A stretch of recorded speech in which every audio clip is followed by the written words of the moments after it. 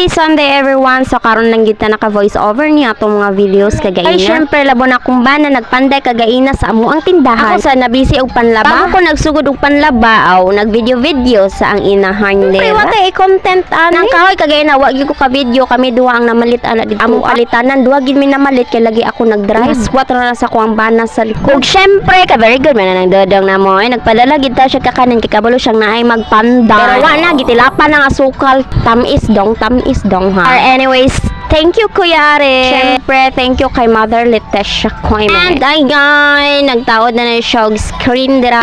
Ang plano ani is butangan lang gina siya kahoy dira. Para di pod laylay ang steel matting ba. Ingon ko sa iya nga palitan na mo iskan 1 meter lang gud nga screen para pang tapunhan lang sa 1 meter. Inainay lang sa gud ta. Sunod na pod, lahi na pod, ana lang. Kay syempre budgeting lang labo na ni inaharn dira o naghulat gid. Og diri ang banay gilisan ako ang Jonanax kay ako nang giliguan. Biskan unsa ka busy sa mag-asawa nga tong anak dala tagaan yun natarang. Actually mga day naagi na siya duty unta karon. And then kaloyan sa Ginoo is wa man nagday. Moto ana siya kay wa man siya duty so diri ang time. Ay wala gyud may budget pang panday sa lang. Siya lang gid sa na magpanday-panday. Pila na ka Domingo ga duty siya. Mo nang karon nga kaloyan nakalugar. Amara to guys, so dili pud ko mag-update. Thank you for watching and please follow for more videos.